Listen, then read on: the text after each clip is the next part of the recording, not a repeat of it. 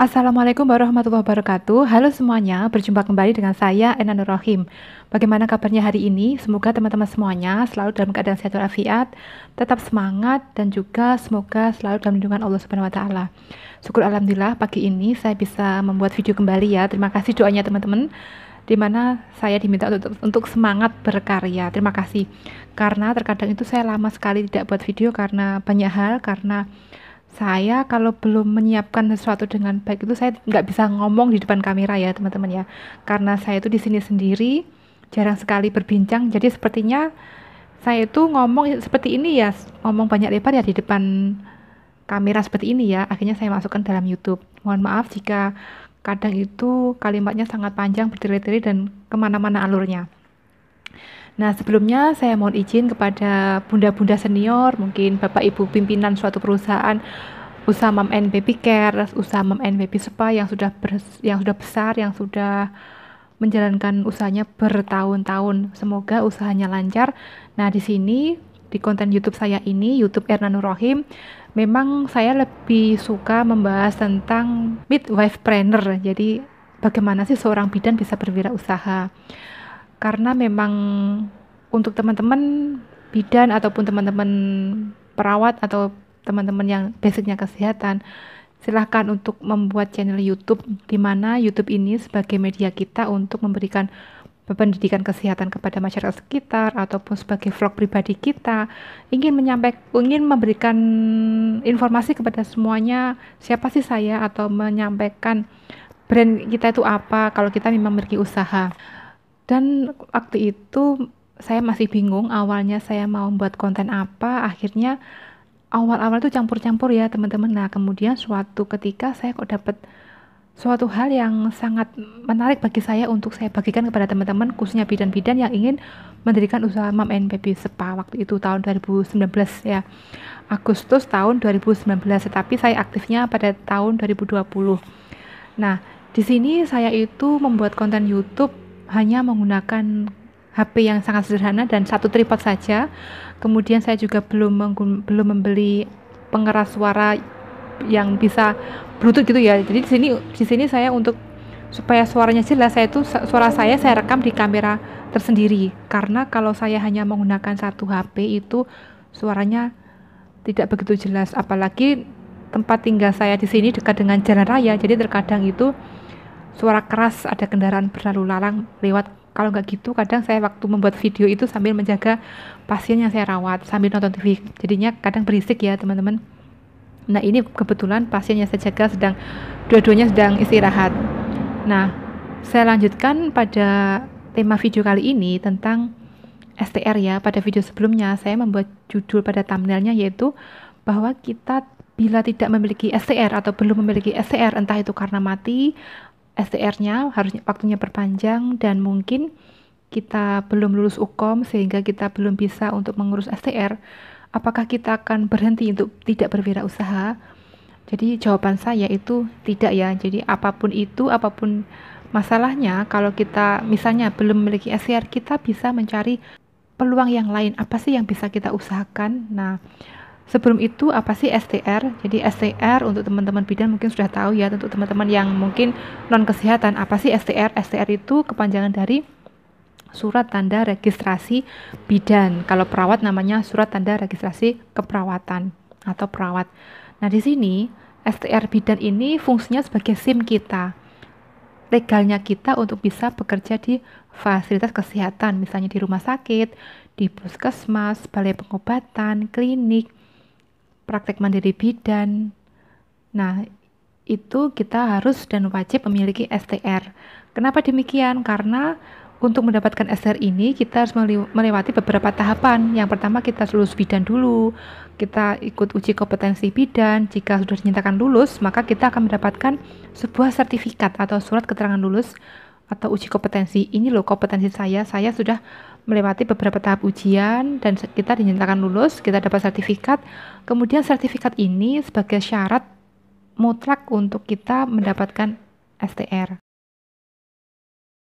Tanpa memiliki STR, kita bisa menjalankan usaha Mom and Baby Care.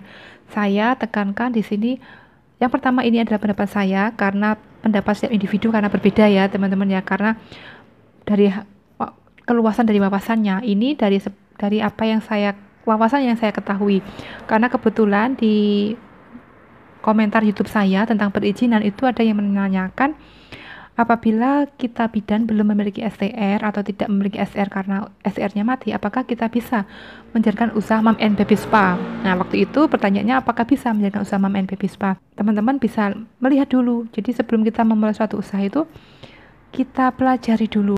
Jadi kita buka aja peraturan yang mengatur bagaimana kita mendirikan usaha spa. Nah, peraturannya itu ada di Permenkes nomor 8 tahun 2014 dan juga ada di Peraturan Menteri Pariwisata dan Ekonomi Kreatif nomor 4 tahun 2021. Dan juga ini kemarin saya ada tambahan baru ya teman-teman. Teman-teman juga bisa melihat di Peraturan Menteri Kesehatan nomor 14 tahun 2021. Nah, ketiga undang-undang ini, peraturan perundangan ini, apabila teman-teman ingin menjalankan usaha spa itu dilihat dulu peraturan dan aturannya, yang satu bagaimana, yang dua ini bagaimana, yang ketiga bagaimana. Nah, kira-kira kita bisa nggak masuk di jenis usaha tersebut? Nah, alhamdulillah saya mencari di OSSRBA itu ada lagi jenis usahanya, namanya kita bisa memilih jenis usaha tukang pijat dan juga rumah pijat. Kalau tukang pijat dan rumah pijat ini kan kalau berdasarkan di OSSRBA itu masuk di risiko rendah. Kalau di spa dan juga kalau di spa itu masuk risiko menengah tinggi. Kemudian ada juga yang kalau pelayanan kesehatan tradisional itu masuk di risiko menengah rendah, dan juga ada lagi gria sehat. Gria sehat itu nanti saya lihat di OSS ya, teman-teman silakan melihat untuk kode KBL-nya 86902 kalau pelayanan kesehatan tradisional. Nah, untuk yang gria sehat nanti kode KBL-nya saya lupa ya, tapi di tab komunitas sudah saya cantumkan kode KBL-nya untuk yang gria sehat. Nah, kalau saya pribadi, saya belum bisa masuk di beberapa kriteria tersebut, misalnya spa. Kenapa? Karena salah satu persyaratan yang menurut saya itu sulit itu kita harus memiliki STPT. Nah, bagaimana cara pengurusannya itu kita datang ke Dinkes ya. Silahkan teman-teman datang ke Dinkes bagian pelayanan kesehatan tradisional menanyakan persyaratan untuk mendapatkan STR itu apa saja. Nah, dari apa yang sudah saya lihat itu, kita harus memiliki atau kita harus ikut uji kompetensi terapis. Jika sudah dinyatakan lulus, kita dapat sertifikat. Nah, sertifikat kompetensi terapis ini nanti yang kita gunakan sebagai persyaratan pengajuan SPT di Dinkes. Selain itu juga, kita juga harus menyiapkan sarana prasarananya dan juga beberapa manajemen organisasi dan juga SDM yang harus kita siapkan. Di dalam peraturan perundangan tersebut itu ada ya teman-teman ya. Dan untuk setelah kita daftar di OSS itu kita diberi waktu 1 tahun untuk menyiapkan persyaratannya tersebut. Nah, silahkan teman-teman dibaca lagi peraturan perundangannya. Nah, kenapa saya kok mengatakan bisa tanpa STR kita menjalankan usaha Mom and Baby Care, bukan Mom and Baby Spa. Suatu contoh ya teman-teman. Dulu pada tahun 2000 saya lulus SPK. Waktu itu SPK itu sederajat dengan SMA. Saya lulus tahun 2000 dan waktu itu saya lulus sebagai perawat ya teman-teman. Waktu itu perawat cukup dengan SPK saja, tetapi sekarang kan harus S1 dan juga profesi. Nah, pada tahun 2000 itu saya lulus bekerja ikut bidan. Nah, kemudian saya juga diminta untuk kunjungan rumah untuk memandikan pasien. Nah, dari situ saya berpikir, inilah bentuk inovasi kita, kreatif kita sebagai tenaga kesehatan, bisa perawat ataupun bidan, kita bisa menggeluti atau menjalani usaha ini. Jadi kita sebagai bidan yang menerima layanan home care atau kita kunjungan ke rumah, entah itu untuk perawatan bayi baru lahir ataupun kita bisa memberikan layanan pijat bayi. Di sini saya tidak mengatakan spa bayi ya teman-teman ya, karena kalau kita menggunakan spa berarti ya kita harus mengikuti peraturan tentang spa. Tetapi di sini karena saya belum memiliki STR, maka dari itu saya turunkan, saya pilih yang bisa tukang pijat ataupun rumah pijat, karena di sini peraturan mengikat untuk harus memiliki STPT itu tidak ada. Nah, bukannya saya mencari yang paling mudah, tidak ya teman-teman ya.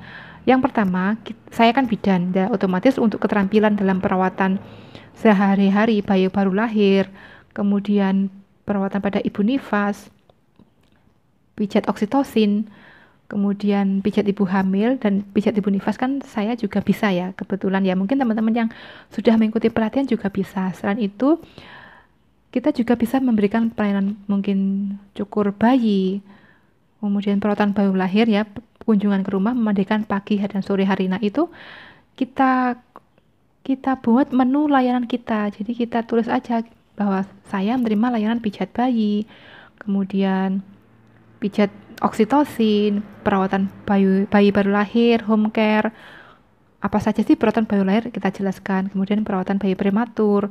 Nah, seperti itu ya teman-teman. Nah, kalau sudah teman-teman silakan jalankan. Nah, ada juga yang berpendapat, ada yang bertanya, kalaupun kita membuka layanan home care ataupun kunjungan rumah, itu apakah kita harus mengurus perizinan? Sebenarnya ini juga tidak, sebelumnya dulu-dulunya itu tidak ada aturan ya teman-teman ya, tetapi dengan berkembangnya zaman bahwa pemerintah itu sudah menyediakan berbagai upaya bahwa kita itu bisa kok mengurus perizinan jenis usaha kita. Misalnya pedagang pasar itu ya, hanya pedagang sayur aja itu bisa didaftarkan izin usahanya di OSS RBA, usaha mikro kecil. Nah, nanti silahkan dilihat kode KBLI-nya. Misalnya jasa transportasi, nah itu juga bisa diurus perizinannya. Kalau yang tukang pijat dan juga rumah pijat ini juga bisa. Kebetulan waktu itu saya pernah mendaftarkan diri saya sendiri, itu saya usaha mikro kecil dan usahanya perseorangan.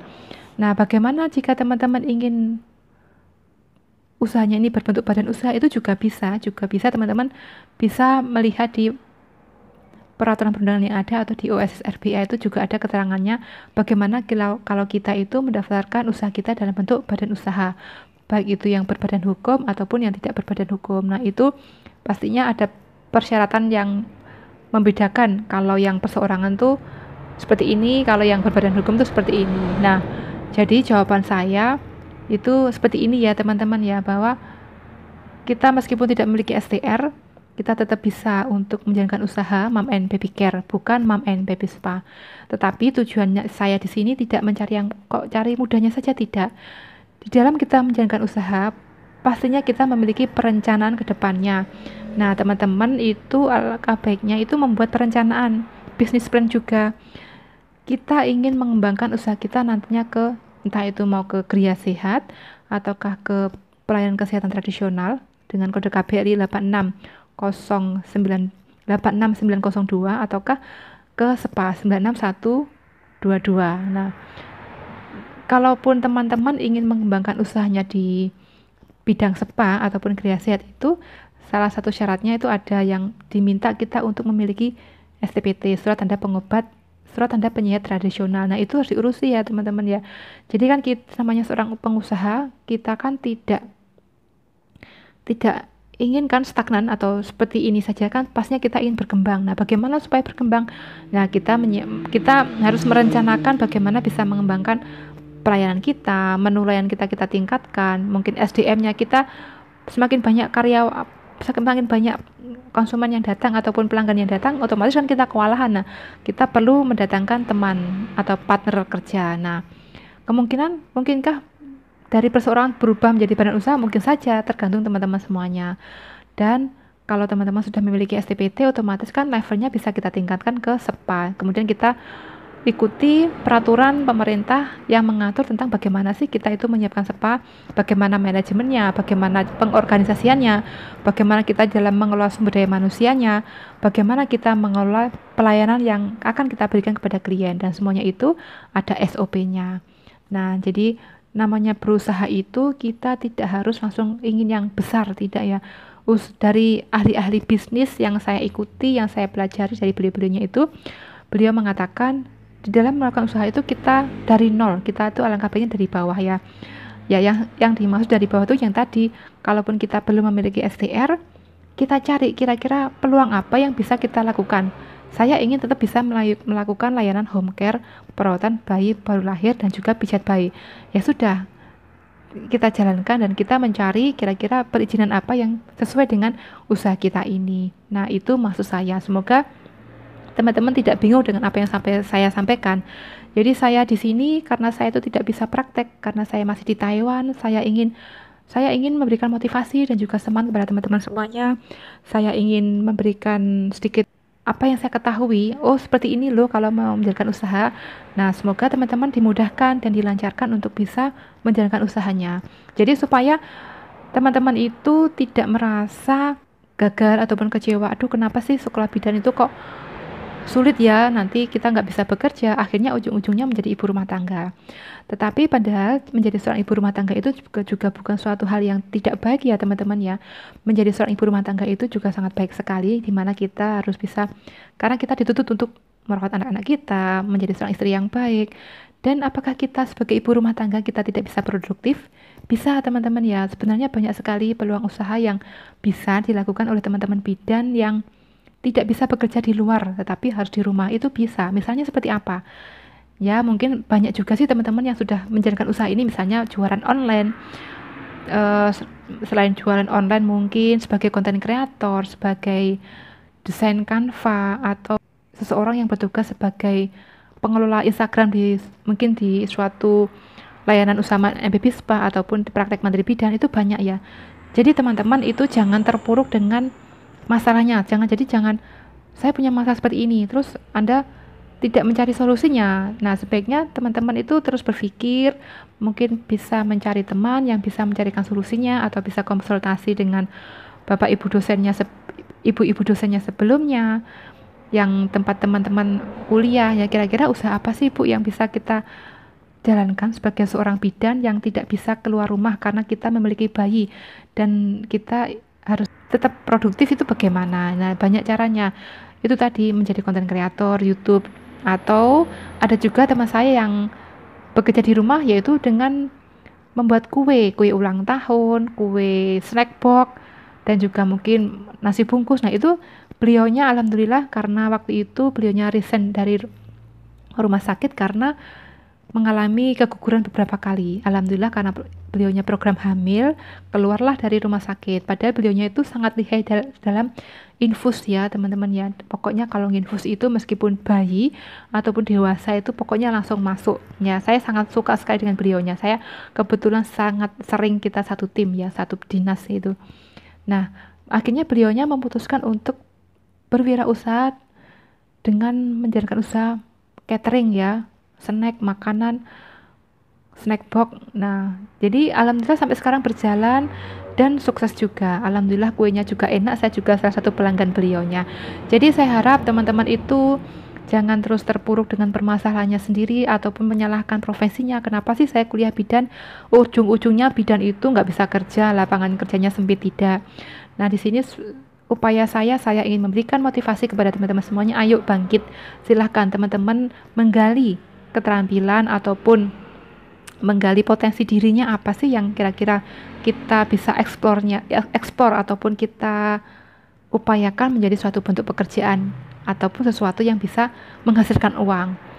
Misalnya kalau saya pintar jahit, misalnya teman-teman yang ada yang pintar jahitnya, silakan mungkin buat kerajinan tangan, buat kelambu ataupun buat taplak meja, buat popok bayi atau segala macam, silahkan ya. Kemudian mungkin ada juga yang apa ya, pandai di bidang agama, misalnya mengaji ataupun hafiz Quran. Nah, itu juga bisa dijadikan suatu bentuk jenis usaha ya teman-teman ya, misalnya menerima les-lesan mengaji di rumah. Jadi itu sebenarnya setiap individu itu pasti punya kelebihan yang bisa dimanfaatkan untuk orang lain. Nah, kemudian untuk memanfaatkan ataupun arti memanfaatkan itu, apa yang ada pada diri kita eksplor, kita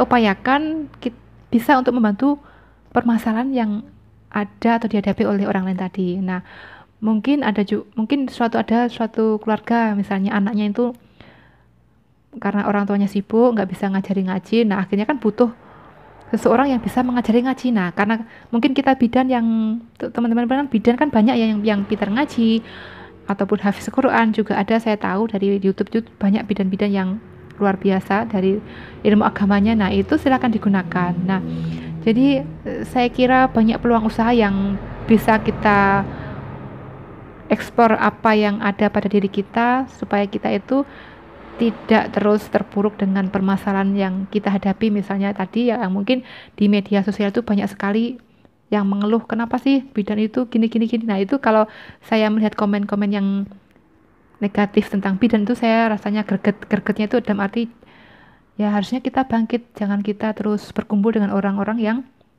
memiliki hal pemikiran negatif tentang profesi bidan. Nah kalau kita bisa bangkit atau memiliki pemikiran positif tentang, oh kita itu harusnya seperti ini ya, kalau kita nggak bisa kerja di luar, ya sudah, kita lakukan sesuatu yang bisa kita kerjakan di rumah. Banyak sekali hal-hal yang bisa kita lakukan di rumah saat ini, apalagi di media sosial itu juga banyak informasinya. Nah teman-teman silakan juga belajar dari tokoh-tokoh bisnis, tokoh-tokoh yang sudah berhasil di luar sana. Mungkin ini video saya tentang penjelasan bagaimana apabila kita tidak memiliki STR, dan jawabannya kita tetap bisa menjalankan usaha Mom and Baby Care. Mungkin sekian dari saya, mohon maaf kalau penyampaiannya panjang, kali lebar, dan mungkin agak terlalu cepat. Mohon maafkan saya, karena saya itu juga banyak sekali kekurangannya, dan setiap individu pasti punya kekurangan dan kelebihan. Mungkin sekian dari saya, semoga ada yang bisa diambil dari apa yang saya sampaikan pada pagi hari ini. Sekian, wassalamualaikum warahmatullahi wabarakatuh.